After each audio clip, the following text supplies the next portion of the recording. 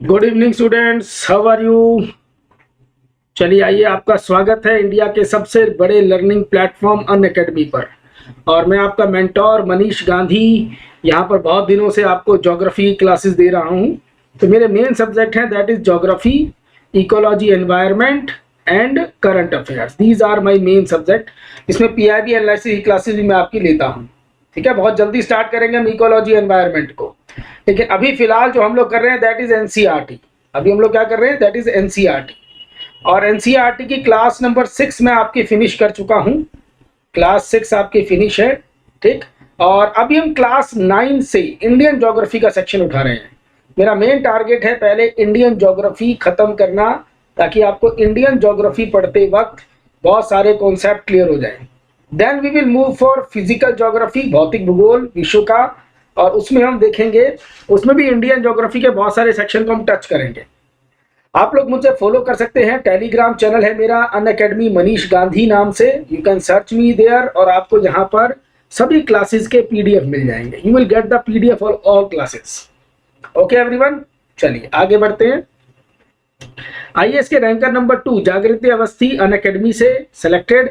इसके अलावा बहुत सारे रैंकर्स हैं अनअकैडमी से इस बार, जैसे ऑल इंडिया रैंक 9, 2 तो है ही, 10, 13, 14, 16 and 20। These are the toppers in the list. अगर हम बात करें यहाँ पर टॉप 50 के अंदर, ये टॉप 50 की लिस्ट दे रखी है, इसमें आपके टॉप 15 रैंक, जो 15 रैंक है वो अनअकैडमी से है। टॉप 20 में टॉप 7 रैंकर्स अनअकैडमी से हैं, और टोटल सिलेक्शन 170 हुए हैं। सो इसका मतलब ये है कि अगर ये लोग कर सकते हैं तो आप लोग भी कर सकते हैं, because they are also human being. वो कोई एक्स्ट्रा कहीं और से नहीं आए हैं, दे आर हमारे में से ही हैं वो लोग। दैट मीन आप लोग भी कर सकते हैं। तो इस लिस्ट में आने के लिए कुछ आपको हार्डवर्क करना होगा, और कहीं कहीं पर आपको बहुत सारी चीज़ों को पढ़ना होगा। जैसे फॉर एग्जांपल आपके पास एक प्रॉपर गाइडेंस होनी चाहिए। यहाँ पर आपके लिए अनअकैडमी 2 तरह के कोर्स लेके आता है, that is plus course and iconic course. इनमें से कोई भी एक कोर्स परचेज कीजिए, आप लोग सब्सक्रिप्शन लीजिए उसका। आइकॉनिक बेस्ट है। रीजन क्या, आइकॉनिक में प्लस वाले सारे फीचर अवेलेबल हैं। प्लस में आपको लाइव क्लास मिलती है, वीकली टेस्ट मिलता है, स्ट्रक्चर कोर्सेज मिलते हैं, और अनलिमिटेड एक्सेस मिलता है। किसी भी वीडियो को आप, किसी भी टीचर के किसी भी कोर्स को आप कभी भी देख सकते हैं, जब तक आपका सब्सक्रिप्शन ऑन है। ठीक है, यहाँ पर मतलब क्या है अनलिमिटेड एक्सेस का, कि फॉर एग्जांपल मान लो मैं ज्योग्राफी पढ़ा रहा हूँ, ठीक। इसके अलावा मेरे साथ बहुत बड़ी टीम है ज्योग्राफी की, there are lot of educators of geography. तो आप मेरे अलावा किसी भी टीचर के ज्योग्राफी के लेक्चर्स को देख सकते हो। ऐसी हर सब्जेक्ट में आपको पूरी टीम मिलेगी। तो ये है आपके प्लस कोर्स में। ये सारी बातें आइकॉनिक में इंक्लूड हैं। आइकॉनिक में मिलती है आपको पर्सनल गाइडेंस, मतलब यहाँ अपने टीचर से आप डायरेक्टली बात कर सकते हैं। You can talk to your educator, अपने एडुकेटर से आप बात कर सकते हैं। ठीक है, यहाँ एडुकेटर से बात करने का फीचर है, जिसके लिए आपको अपना हाथ उठाना होगा। रेज योर हैंड एक ऑप्शन दिया हुआ है, जैसे आप लोग ऑफलाइन कोचिंग में करते हैं। मतलब अगर आपको डाउट हुआ तो आपने टीचर से अपने क्वेश्चन पूछ लिया, तो उसके लिए आप हाथ खड़ा करते हैं। That type of thing, raise your hand, यहाँ पर दिया गया है। आपके एडुकेटर आपकी बात को तुरंत वहां पे क्लास के ड्यूरिंग में ही उठाएंगे और आपके डाउट को सॉल्व करेंगे। यानी यहाँ आप अपने टीचर से बात कर सकते हैं, you can talk to your educator. इसके अलावा अगर बात करें टेस्ट एनालिसिस, जब यहाँ आप टेस्ट देंगे अनअकैडमी पर, और आपका कोई सेक्शन अगर वीक है, कमजोर है, इसमें आपको समझ नहीं आ रहा है या आप उस टेस्ट के अंदर नहीं कर पा रहे हैं, तो वहां पर आपके एक्सपर्ट आपको बताएंगे कि आपका ये सेक्शन कमजोर है, इसको किस तरीके से आपको इंप्रूव करना है। यहाँ भी आपको एक्सपर्ट गाइडलाइंस मिलती है। You are getting expert guidelines here also. ठीक है, तो एक जगह आपको टीचर से बात करने का मौका, दूसरा एक्सपर्ट गाइडलाइंस मिलेगी, यहाँ पे आपको बात की जाएगी आपसे। इसके अलावा वर्कशॉप ऑर्गेनाइज होती हैं। यहाँ पर क्या होगा, 10-12 स्टूडेंट, 20 स्टूडेंट जो भी होंगे, उनको जोड़कर 2-3 एडुकेटर्स आपसे बातचीत करेंगे अपने अपने सब्जेक्ट्स को लेकर। यहाँ पे आपको वर्कशॉप मिलेगी, जिसमें स्टूडेंट अपनी प्रॉब्लम बताता है कि सर मुझे ये प्रॉब्लम आ रही है। तो हो सकता है इसमें आपकी प्रॉब्लम भी हो और प्रॉब्लम सोल्व हो जाए। ठीक है, इस तरह की वर्कशॉप ऑर्गेनाइज करवाई जाती हैं एग्जाम एक्सपर्ट के द्वारा। तो 3 माध्यम है, 3 तरीके हैं जिसके थ्रू आपको पूरी की पूरी गाइडेंस मिलती है बातचीत के द्वारा। ठीक, इसके अलावा स्टडी प्लानर मिलता है, स्टडी मटेरियल मिलता है, ये सारे फीचर आइकॉनिक में है। अब बात करें आइकॉनिक कोर्सेज की, इतने ज़्यादा फीचर वाला कोर्स, इसकी 1 साल की फीस है 74,500। 74,500 इसकी टोटल फी है। अगर आप मेरा पासकोड यूज़ करते हैं दैट इज़ गांधी, तो आपको 10% का डिस्काउंट मिलेगा और प्राइस हो जाएगा 67,050 रुपये, 67,050 रुपीज़। ठीक, और आप इसके लिए लोन भी ले सकते हैं। अगर आपको ये फीस एक साथ आप पे नहीं कर सकते तो आपकी जो फीस है टोटल, इसको आप EMI में कन्वर्ट करवा लेंगे, यानी लोन मिल जाएगा आपको अनअकैडमी से, और हर मंथ आपको इंस्टॉलमेंट उसकी आप आराम से दे सकते हैं। That is the main feature. ठीक है, यहाँ पे आपको लोन फैसिलिटी अवेलेबल है। तो इस कोर्स को आप परचेज कीजिए फटाफट, आइकॉनिक वाले को, बिकॉज अब एग्जाम में ज्यादा दिन नहीं बचे हैं। नहीं, बात करें हम प्लस कोर्स की, तो प्लस कोर्सेज में यहाँ पर कॉस्ट है 1 साल की, दैट इज 49,500, 49,500 रुपये 1 साल की फीस है। और यहाँ पर आपको मेरा पास कोड यूज करना है दैट इज गांधी, और आपकी फीस हो जाएगी 44,550 रुपये। जो लोग ये मानते हैं कि ये फीस ज्यादा है, तो अगर आप लोग दिल्ली या बड़े सिटीज में तैयारी करने के लिए जाएंगे PCS या IAS के लिए, तो इससे कई गुना ज्यादा खर्चा आपका होगा। ठीक है, इसका कई गुना ज्यादा खर्चा आपका हो जाएगा, क्योंकि वहां पर रहने का कॉस्ट, कोचिंग का कॉस्ट और बहुत सारी चीजें मतलब आपको खर्चे ज्यादा मिलते हैं। तो 44,500 रुपये इसको भी आप लोन में कन्वर्ट करवा सकते हैं। तो लोन में मंथली इंस्टॉलमेंट है जिसको आप खुद भी कमा कर दे सकते हैं। मतलब आप लोग आस पड़ोस में बच्चे पढ़ाइए और इस फीस को पे कीजिए ताकि आप लोग अपने सपने को पूरा कर सकें। Point is clear? तो प्लस कोर्स और आइकॉनिक कोर्स 2 तरह के कोर्सेज हैं। इसके अलावा जो लोग ऑप्शनल कोर्स को परचेज करना चाहते हैं, ऑप्शनल को, उनके लिए भी यहाँ पर ऑप्शनल कोर्स दिया गया है। 27,500 उसकी कॉस्ट है और डिस्काउंट के बाद ये पड़ेगा 24,750 रुपये। डिस्काउंट मिलेगा, मेरा पास कोड यूज करना होगा गांधी। ठीक है, that is my pass code Gandhi. चलिए आगे बढ़ते हैं। 2 बैचेस स्टार्ट हो रहे हैं प्री के लिए, 6 अक्टूबर से अभी हो चुके हैं, मतलब बैच स्टार्ट। एक बैच 1 ईयर बैच है, दूसरा 2 ईयर बैच है। ये बैच बाईलैंग्वेज भी है, यानी हिंदी इंग्लिश मिक्स लैंग्वेज और प्योर हिंदी बैच। तो हिंदी मीडियम और बाईलैंग्वेज दोनों बैचेज हैं इसमें। 18 अक्टूबर से स्टार्ट हो रहा है mission all India rank 1 batch, mission all India rank 1 batch, जिसमें आप लोगों को मेंस की तैयारी करवाई जाएगी, आंसर राइटिंग की, आंसर राइटिंग और क्वालिटी एनहांसमेंट प्रोग्राम, जो लोग इस बार प्री दे रहे हैं। ये batch English medium, Hindi medium और बाईलैंग्वेज दोनों में है। ठीक है, तीनों में है, सॉरी। आगे बढ़ते हैं। इसके अलावा वीकेंड के ऊपर करंट अफेयर का बैच स्टार्ट हुआ है, वीकेंड करंट अफेयर, जिसमें आपको द हिंदू, इंडियन एक्सप्रेस, योजना और जितने भी मैगजीन या साधन हैं IAS की तैयारी के लिए, उन सबको तैयार करवाया जाएगा। जैसे कुरुक्षेत्रा मैगजीन इसमें है, डाउन टू अर्थ है, इकोनॉमिकल पॉलिटिकल वीकली है। ये सारी चीजें आपको तैयार करवाई जाएंगी। ये बैच 2 अक्टूबर से स्टार्ट हुआ है, वीकेंड बैच है, इसलिए कोई टेंशन नहीं, आप इसको अभी भी ज्वाइन कर सकते हैं। ठीक है, ज्यादा देर नहीं हुई है, 1 हफ्ते का करंट हुआ है अभी तक। So please join this batches. चलिए हम लोग क्लास 9 की पहला चैप्टर स्टार्ट कर रहे हैं, that is class 9 chapter number 1। ठीक है, इसमें इंडिया के बारे में पढ़ेंगे, भारत, आकार और स्थिति। और आपको जैसे पता ही है कि मैं सिर्फ NCERT नहीं पढ़ाता। जब हम NCERT पढ़ रहे होते हैं तो थोड़ा सा एडवांस लेवल पर भी जाते हैं, we move to advance level also. ठीक है, चलिए पहली लाइन, भारत विश्व की प्राचीनतम संस्कृतियों में से एक है। दुनिया की प्राचीनतम संस्कृतियां और कौन कौन सी है फाइंड आउट करिए आप, हिस्ट्री में मिलेगा आपको। पिछले 5 दशकों में, किताब पुरानी है इसलिए 5 दशक लिखा हुआ है, ये अब इंडिया को काफी ज्यादा टाइम हो गया, टाइम बीत गया। ठीक है, आप कह सकते हैं 7-8 दशकों में भारत ने सामाजिक आर्थिक रूप से बहुमुखी उन्नति की है। ठीक, हमारे मोदी जी कहते हैं कुछ किया ही नहीं, जो भी है, तो यहाँ पर उन्नति की है हमने। कृषि में की है, उद्योग में की है, तकनीकी में की है, सर्वांगीण आर्थिक विकास में अद्भुत प्रगति की है। ये प्रगति से क्वेश्चन बहुत आता है, प्रगति कैसे होती है? प्रगति के ऊपर जो प्रश्न बनते हैं जरा उनका सेंस समझिए।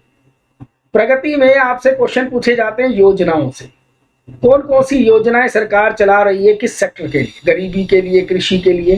ठीक है, उन योजनाओं से। अच्छा, दूसरा आता है आपसे डाटाबेस, क्वेश्चन कि इस योजना में क्या क्या टारगेट है, इस योजना में क्या क्या टारगेट है। ठीक है, भारत में अगर बात करें गरीबी की, तो मान लीजिए भारत में 1951 में गरीबी की परसेंटेज ये थी, अब हमने कितनी गरीबी को इसमें से घटा दिया है।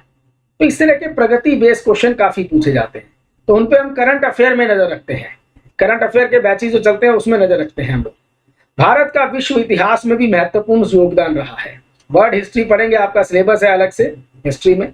चलिए ज्योग्राफी में आते हैं। भारत की स्थिति, भारत एक विशाल देश है, India is a big country, उत्तरी गोलार्ध में स्थित है और इसका मुख्य भाग 8 डिग्री 4 मिनट उत्तर से 37 डिग्री 6 मिनट उत्तर अक्षांश और 68 डिग्री 7 मिनट से 97 डिग्री 25 मिनट पूर्वी देशांतर तक है। तो भारत का अक्षांश और देशांतर बता रखा है इसमें, इंडियाज लॉन्गिट्यूड एंड लैटिट्यूड। देखिए यहां पर क्या है, जो फैक्ट ये दिया गया है इसको जरा समझते हैं, बहुत बेसिक सा फैक्ट है।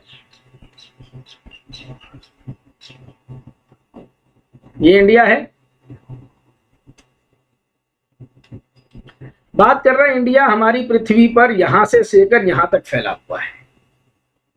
इंडिया दो देशांतरों के बीच में है, 68 डिग्री से लेकर 97 डिग्री के बीच में, 97 डिग्री 25 मिनट ईस्ट। ठीक है, 68 डिग्री 7 मिनट से पूरब से 97 डिग्री 25 मिनट ईस्ट तक। तो ये इंडिया का देशांतरीय विस्तार हो गया, भारत का देशांतरीय विस्तार।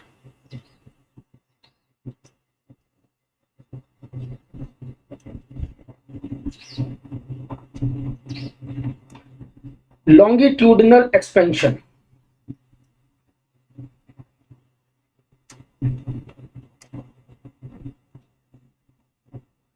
और दूसरा लिखा हुआ था भारत के अक्षांश 8 डिग्री 4 मिनट से उत्तर से 37 डिग्री 6 मिनट 6 मिनट उत्तर। यह भारत का देशांतरीय विस्तार है।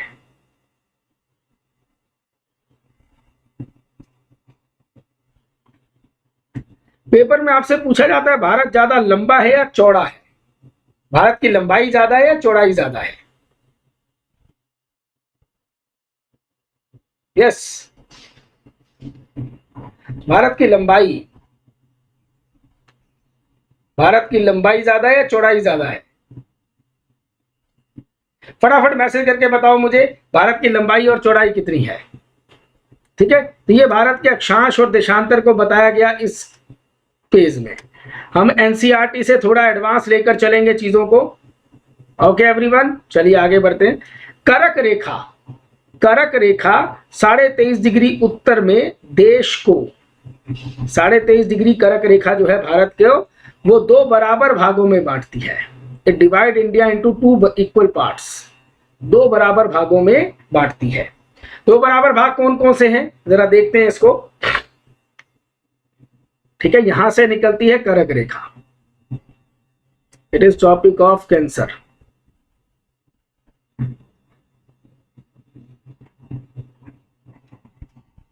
ठीक है, these are the state on tropic of cancer. थोड़ा गोलाई लिए होती है ये, इसकी थोड़ा सा गोलाई लिए होती है ये। क्लियर। तो यहां पर कौन कौन से राज्य हैं करक रेखा पर, करक रेखा के राज्य, बहुत बेसिक सा क्वेश्चन है ये। तो सबसे पहले गुजरात, गुजरात, राजस्थान का दक्षिणी भाग, यहां पर राजस्थान को भी टच करती है। मध्य प्रदेश, सबसे बड़ा एरिया मध्य प्रदेश में कवर करती है, गुजरात, राजस्थान, एमपी।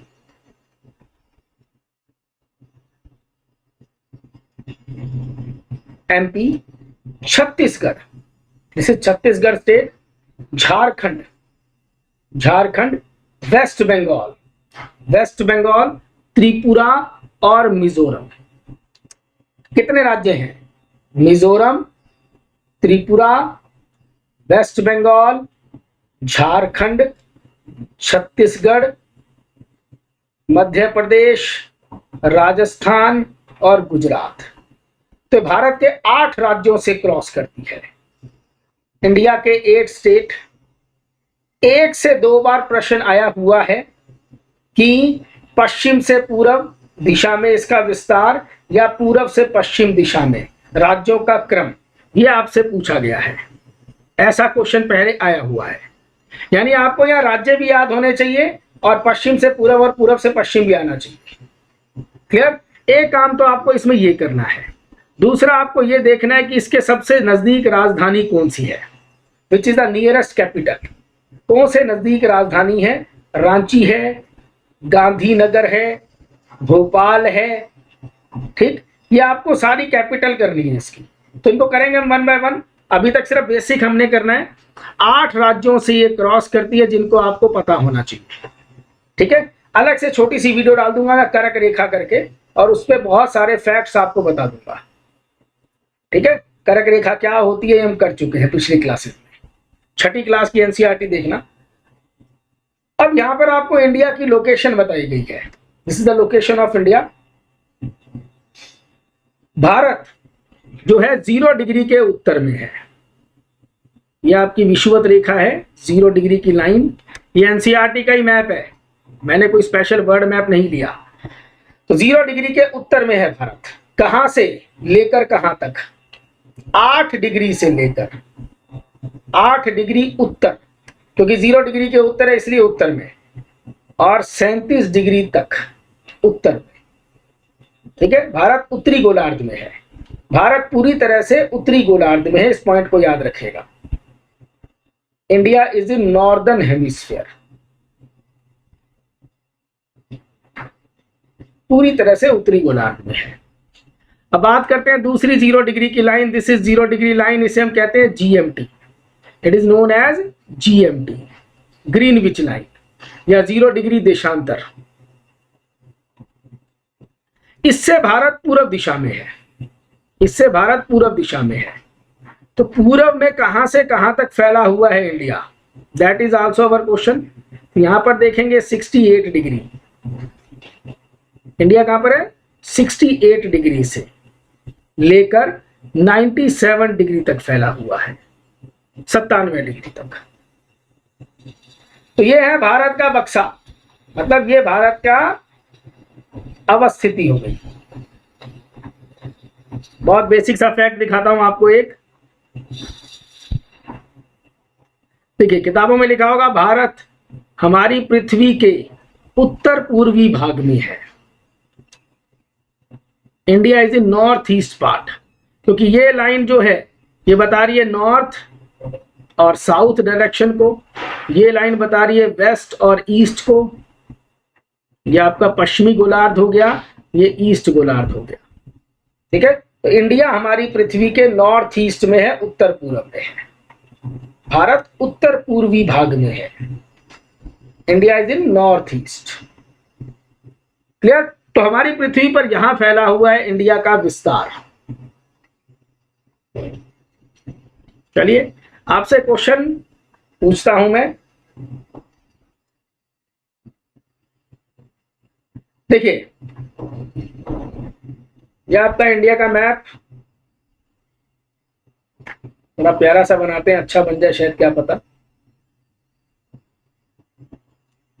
चलिए, भारत थोड़ा गुजरात ज्यादा बड़ा बन गया, मोदी जी आने के बाद गुजरात बड़ा दिखाने की आदत पड़ गई है। तो ये आपका भारत का मैप हो गया। ठीक है, अब बात करते हैं इंडिया के लोकेशन की। 68 डिग्री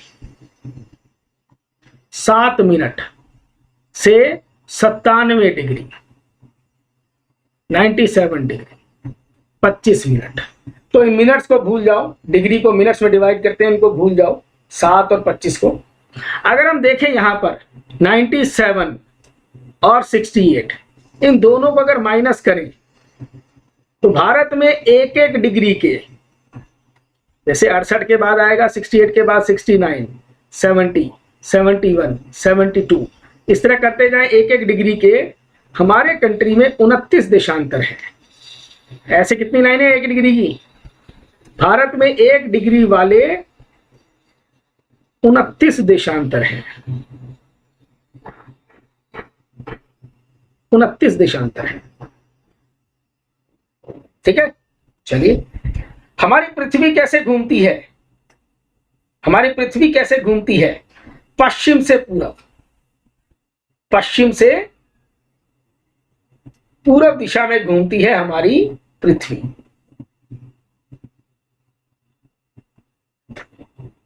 घूर्णन। तो सबसे पहले सूर्य उदय इधर होगा, यहां पर मान लेते हैं हम सूर्य उदय हो गया, सनराइज हो गया। ठीक, अब सनराइज सूर्य उदय होगा तो एक अक्षांश, एक एक अक्षांश को, एक एक डिग्री के गैप को क्रॉस करने में 4 मिनट का अंतर लगता है। कितना डिफरेंस आता है? 4 मिनट का। 1 डिग्री क्रॉस करने में 4 मिनट। क्लियर? चलिए, 1 डिग्री देशांतर पार करने में सन तो पोजीशन स्टेबल है, सन स्थिर है, पृथ्वी घूम रही है। यानी इंडिया का पहले 97 वाला पार्ट आएगा, फिर 96, फिर 95, 94, इस तरह से बढ़ता जाएगा। तो 1 डिग्री क्रॉस करने में 4 मिनट का समय लगता है। ठीक, हम ऐसा भी कह सकते हैं 15 डिग्री क्रॉस करने में 1 घंटा लगता है। 15 देशांतर क्रॉस करने में 1 घंटा लगता है। तो ऐसा कहा जा सकता है कि भारत में अगर 29 देशांतर हैं, भारत में अगर 29 देशांतर हैं, तो भारत के दोनों सिरों पर, यानी पूर्वी सिरा और पश्चिमी सिरा, गुजरात और अरुणाचल प्रदेश, इन दोनों के बीच में लगभग 2 घंटे का अंतर होगा। लगभग 2 घंटे का अंतर होगा। पूरा 2 घंटे नहीं है, 1 घंटा 56 मिनट का अंतर होगा। कैसे? 29 देशांतर हैं। कितने देशांतर है कुल? 29। और इस 29 को मल्टीप्लाई कर दो, गुना कर दो। इस 29 को मल्टीप्लाई कर दो इस 4 मिनट से, 4 मिनट से इसको गुना करो। तो 29 को अगर हम 4 से मल्टीप्लाई करते हैं, 9 4 जा 36, 36, 3, 4 दूनी 8 और 3 11, 116 मिनट का अंतर है भारत के दोनों भागों में। 116 मिनट का अंतर है भारत के दोनों भागों में। ठीक, अब इस 116 मिनट को अगर हमें घंटे बनाना हो तो भाग करेंगे 60 से। पूरा पूरा जाना चाहिए। 60 को दो बार करेंगे तो 120 आना चाहिए, लेकिन 2 बार हो नहीं रहा, 1 बार हो रहा है। 60 बन जा 60 और बाकी जो बचेगा उसको एज इट इज पीछे उतार देंगे। 60 माइनस कीजिए 116 से, 60 माइनस 116, तो 40 और 10 56। 1 घंटा 56 मिनट का अंतर आ गया भारत के दोनों देशांतरों के बीच। ठीक है, भारत के दोनों सिरों के बीच में 1 घंटे 56 मिनट का अंतर है। इस तरीके से इसको सोचना है। चाहे तो इसका आप वो ले सकते हैं एक स्क्रीनशॉट। चलिए, एक और फैक्ट देखते हैं। भारत, अभी हमने किया, भारत में 29 देशांतर हैं। कितने देशांतर हैं? 29। इसको डिवाइड करेंगे 2 से, 2 से भाग कर दीजिए इसको। 14.5, 14.5, 2 से भाग करेंगे 14.5। चलिए, यहां पर था 68 डिग्री। 68 डिग्री में से 14 डिग्री को ऐड कर दो, 14.5 डिग्री को ऐड कर दो। 14.5 का जो अंतर आ रहा है इसको ऐड करो। या 97 में से 14.5 को माइनस कर दो, माइनस कर दो 14.5, या इसको प्लस कर दो, जो मर्जी कर लो दोनों चीजों में। ये आएगा गुणा भाग करके, सारा प्लस माइनस करके ये रेखा आ जाएगी। ये आएगा, देखिए 68 multi plus 40, 68 plus 14 82, 82.5 degree east. ये भारत की मानक समय रेखा है। ये भारत की मानक समय रेखा है, स्टैंडर्ड टाइमलाइन। ये भारत की स्टैंडर्ड टाइमलाइन है, मानक समय रेखा। ठीक है, पेपर में पूछा था मानक समय रेखा क्या होती है। किसी देश के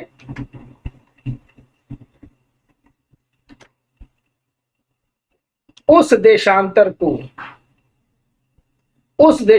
को मानक समय कहते हैं, उस देशांतर को मानक समय कहते हैं जो किसी देश के मध्यवर्ती भाग से गुजरता है, मध्यवर्ती भाग से गुजरता है, मध्यवर्ती भाग से गुजरता हो। तो इंडिया के मध्यवर्ती निकलता है 82.5 डिग्री पूर्वी देशांतर। आपके जितने क्वेश्चन है मैं सारे सॉल्व कर दूंगा यहां पर, ये मध्यवर्ती भाग से निकलता है। लेकिन यहां पर इंडिया के साथ एक प्रॉब्लम है, भारत के साथ एक प्रॉब्लम है। क्या किया गया है, हमारी जो पृथ्वी है,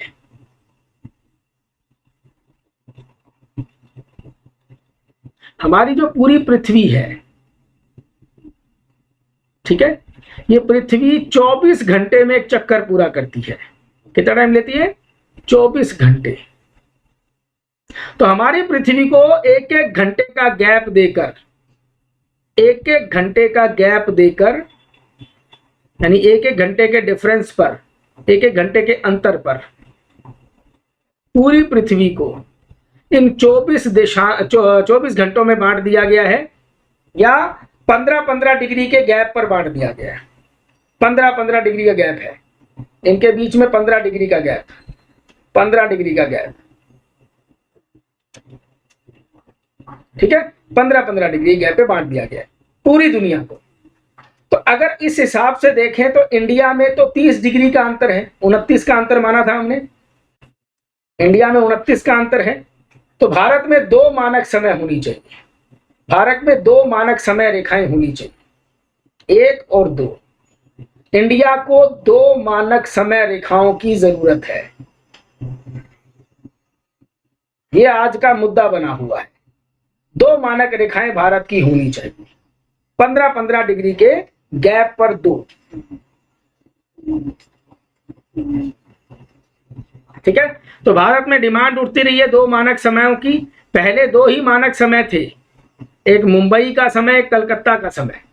लेकिन अब प्रॉब्लम क्या आ रही है, एक ही टाइमलाइन है। और इसके कारण रिजल्ट क्या निकलता है, अरुणाचल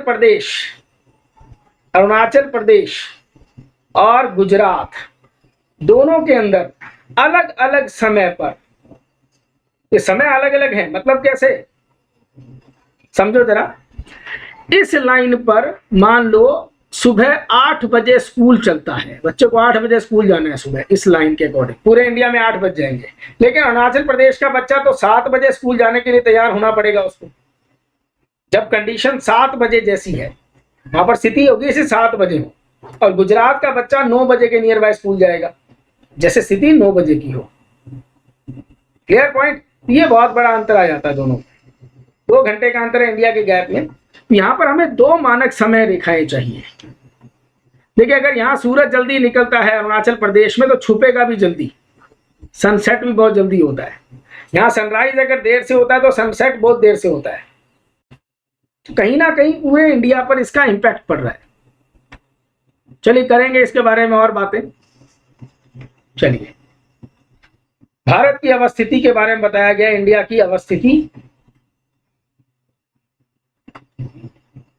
नेक्स्ट, मुख्य भूभाग के दक्षिण पूर्व में अंडमान निकोबार द्वीप समूह, बंगाल की खाड़ी में, और दक्षिण पश्चिम में लक्षद्वीप द्वीप समूह अरब सागर में स्थित है।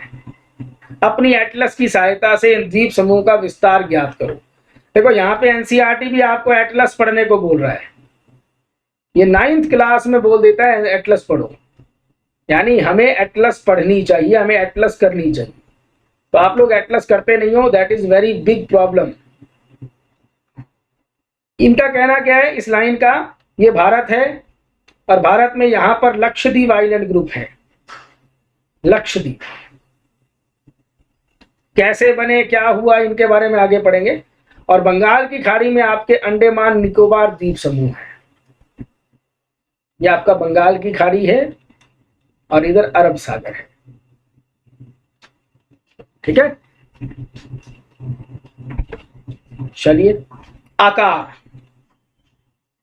नहीं, एक बक्से में और पॉइंट रह गया। एक एक पॉइंट हमें पढ़ना है। भारतीय संघ राज्य का सबसे दक्षिणी बिंदु, भारत का दक्षिणी बिंदु इंदिरा पॉइंट कहते थे। इसका दूसरा नाम और भी है, पिग्मेलियन पॉइंट।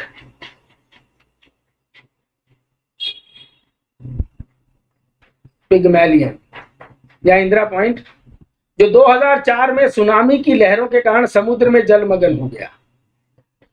ठीक है, तो सुनामी आई थी 2004 में भारत में, और ये पूरा का पूरा आइलैंड टूटकर जलमग्न हो चुका है।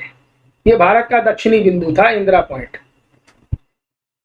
इसकी लोकेशन 6 डिग्री 4-5 मिनट नॉर्थ, इसको नोट कर लो। इंदिरा पॉइंट की लोकेशन, इंदिरा पॉइंट की अवस्थिति 6 डिग्री 4-5 मिनट नॉर्थ, मतलब ये इंडिया है, और इंडिया हमने स्टार्ट माना था 8 डिग्री 4 मिनट से। इसके भी दक्षिण में है ये 6 डिग्री 4-5 मिनट नॉर्थ, मतलब लगभग 2 डिग्री का अंतर है इन दोनों के बीच में। 2 डिग्री देश अक्षांश का अंतर है, 2 अक्षांशों का अंतर है इनके बीच में। 6 से 7, 7 से 8, 2 देशांतरों का अंतर है। ठीक है, तो याद रखना 6 डिग्री 4-5 मिनट नॉर्थ। तो भारत के 2 दक्षिणी बिंदु हैं। India have 2 southern point.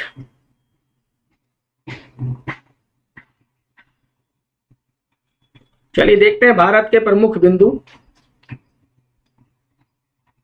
यहां पर दक्षिण में, ठीक, यहां पर आपको दिखाई देगा 8 डिग्री 4 मिनट नॉर्थ। इसे नाम देते हैं केप कॉमोरिन। केप कॉमोरिन, या इसे कहते हैं कन्याकुमारी।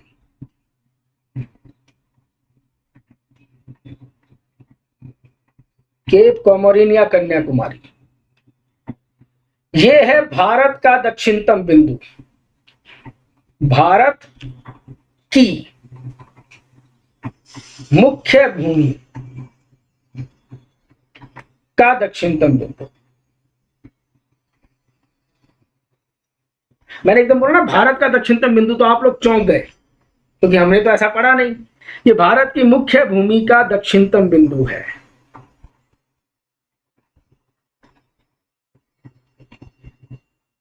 ये भारत की मुख्य भूमि है, यहां से लेकर यहां तक फैली हुई है, 8 डिग्री से लेकर 37 डिग्री तक।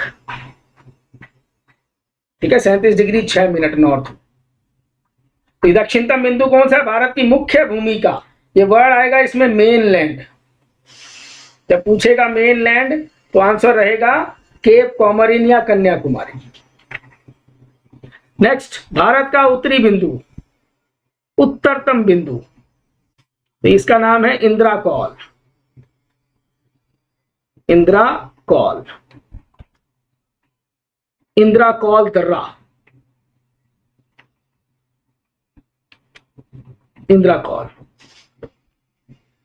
इन लद्दाख, ये लद्दाख में है उत्तरी बिंदु।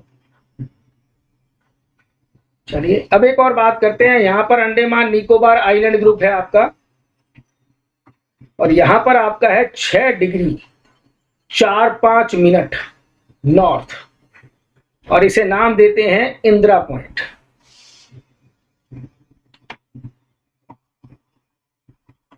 इंदिरा पॉइंट, ये भारत का दक्षिणी बिंदु है। भारत का दक्षिणी बिंदु नोट कर लीजिए। इंदिरा पॉइंट भारत का दक्षिणतम बिंदु, मुख्य भूमि का दक्षिणतम बिंदु केप कॉमोरिन कन्याकुमारी, और उत्तरतम बिंदु Indira call.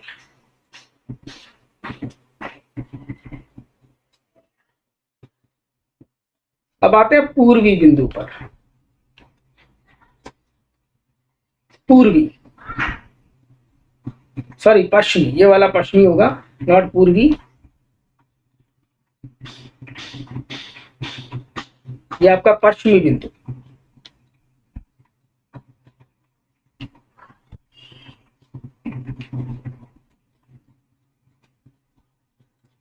The western point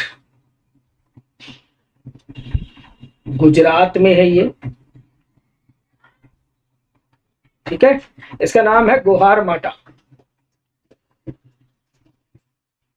Gohar माटा, या इसे गौर माटा कहते हैं, GAURMAT, गौर माटा।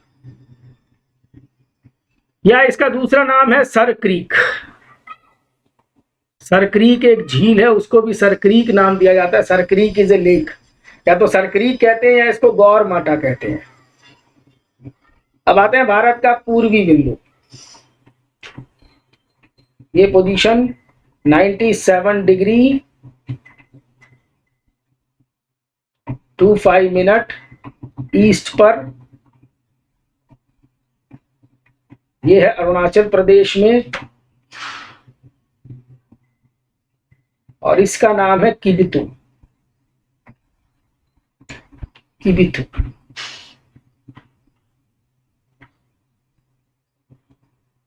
ठीक है। It is the eastern most point, Bharat का पूर्वी बिंदु।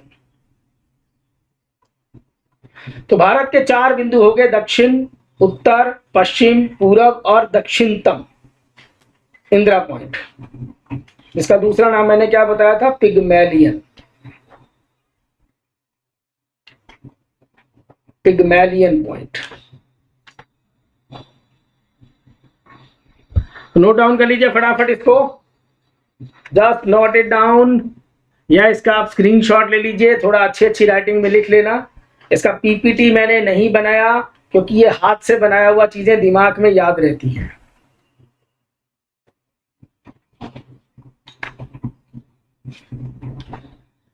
चलिए, तो आज के लिए यहां तक बहुत है, और बाकी हम करेंगे नेक्स्ट क्लास में, इसी NCERT को कंटिन्यू करेंगे और इंडिया के बारे में बेसिक इंफॉर्मेशन जानेंगे कि भारत के पड़ोसी देश कौन से हैं, उनके साथ भारत की क्या प्रॉब्लम है, क्या रिलेशन चल रहे हैं।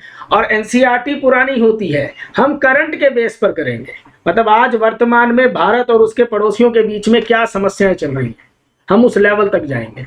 तो आज बेसिक करवाया है, इसको याद रखिएगा। एक करक रेखा वाला पॉइंट करवाया, उसको भी याद रखना। पश्चिमी, पूर्वी, उत्तरी, दक्षिणी बिंदु याद रखना। और क्लास को पसंद आ रही है तो ज्यादा से ज्यादा शेयर कर देना। Thanks a lot, take care, bye bye.